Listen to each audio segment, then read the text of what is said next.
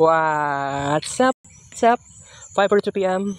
January 10, 24. Mabar next day, part 10. Afternoon edition series Mabane vlog. Hello guys, what's up? So, last part na po tayo ngayon sa ato ang afternoon edition series. Kay pagkahuman ani mo gawas na ko. Yes, hapit na alas 6. Pero by the way, mahadlok man jud lang taon tag-ingani no basig padlakan ta sa kuan ba sa guard. Pero posible man di hapit naman pud ang fiesta. So, pwede pa po ka magdugay-dugay dere. Pero pag actual na fiesta na sa Lunes, feeling na ako, murag 24 hours ang open dere. Pero, 9 kabuok misa dere. 9 kabuok novena, equivalent. Pag sabi una na misa or kuan, na madre depende na sa sitwasyon. Nagpicture-picture ko gahapon. Nauna ang novena. Okay? 9 kabuok novena, 9 kabuok misa. So kaganiha, wala ko nag-vlog ganiha. Mo ning sudan lang ko ganiha, Escabeche nga Bariles. Nagpalit pa yung taon kog Maha Blanca. Tapos ingana lang nakanon. Tapos actually mo na ning next sa kuan na siya sa may Julie's Bake Shop. Paadto na siya diri ana lugar. Paadto diri sa shrine. Okay? So, by the way, life is short. Tapos, gusto niyo mong life is shorter. Pero ako, I love myself and I have to do something so great.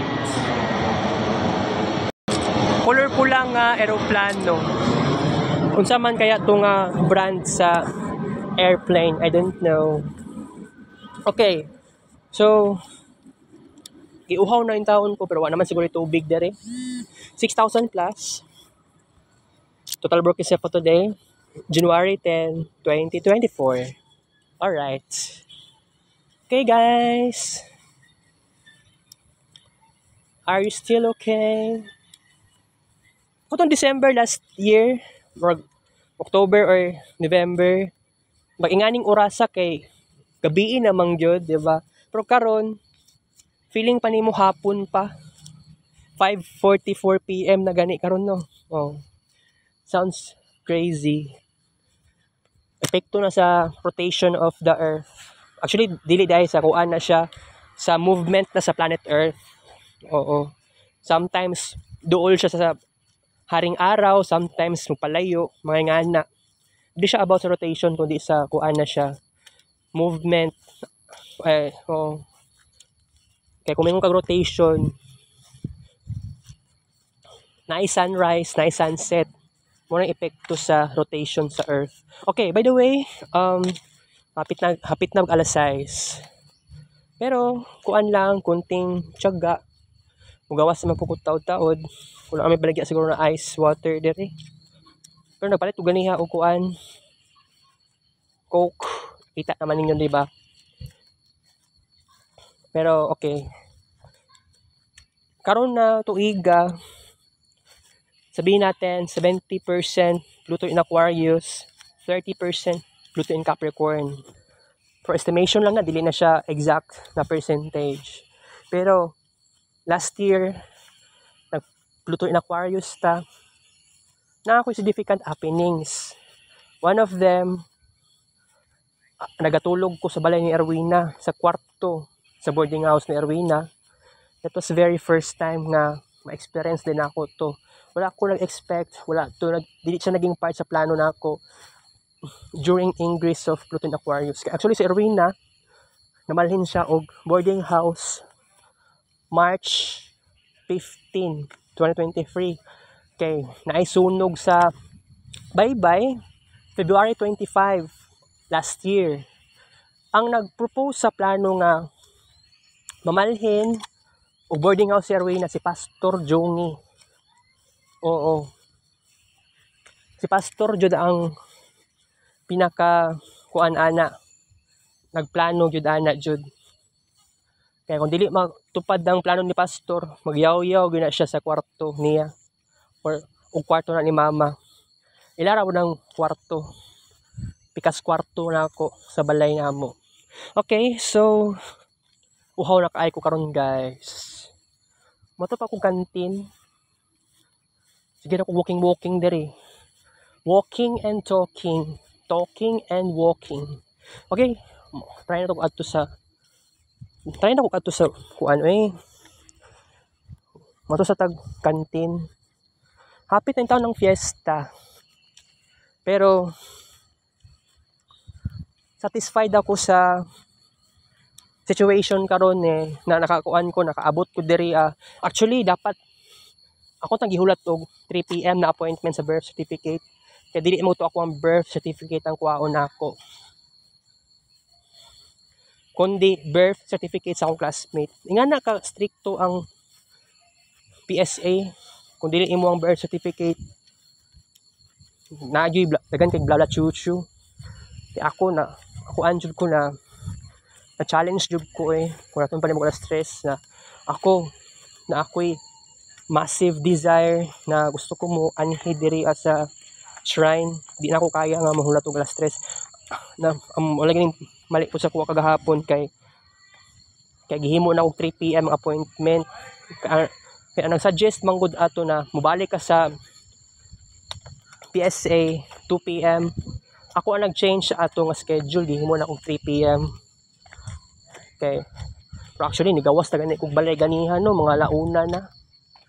Kira manggod na unta. Wala na nagbantay. Wala na siguro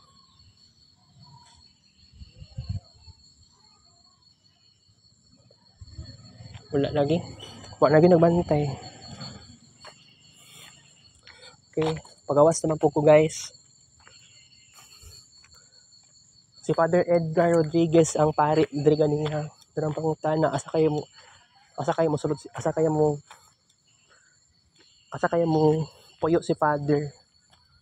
Okay, pero by the way guys, taod mangi sa kudaan bago ko mugawas sa ning lugar. Ngit na kaayo. Wala po'y katao-tao sad. Di lang po sa may hadlok. Di lang po ko anad nga mag-walking na mag-isa. Kasi nga ni kangit-ngit. Unless kung di pa anad din mong sarili mo, dili ka makaramdam mo kakulba. Siguro, di ko sanay. Okay, napatay oras mag-discuss. At least discussion lang naman So ako lang ang gipahuman ning vlog karon.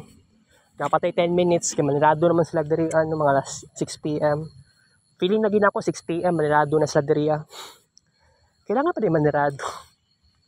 Ambot lang basig. Unsa kay no ang pare mugawas pa ni siya simbahan. Bitaw no kay bago ka magpari kay magkuan pa ka, magseminaryan ka. Actually nag-research gani ko sa word the seminaryan sa Google search kagahapon o kaganiha. Kuan man din siya kanang kung gusto nimo magiging pari, magseminaryan sa kadaan. Pero wala man ako gi-search kaayo article kay about sa seminaryan. Pero it's very interesting nga magseminaryan. Kaya ako, feeling po na ako sometimes na ako'y calling sa Ginoo. Gitawag ko sa Ginoo to serve believers. Pero mura dili ko gusto magpari pod. Pero gusto ko magpari, pero napug kay sufferings pod, napug kay limitations, napug kay challenges na iharap. You need more time. Kailangan nimo oras nga studihon nimo history sa Christianity. May nga na something. So something like ako na kuansad ko na challenge din ako. Okay? By the way guys, taas ang ato ang discussion. 10 parts. Mga wala kabot og 100 minutes no. Pero kuan lang good na patay kaon kaganiha. Mga between 80 and 90 minutes ang atong discussion kay nagkaon man ko gani ang German choco or choco German. So magbabay na ta guys. So mangi sa kudaan tapos pagkahuman hawa na ko dali. Thank you for watching me all. 5 to 2 PM.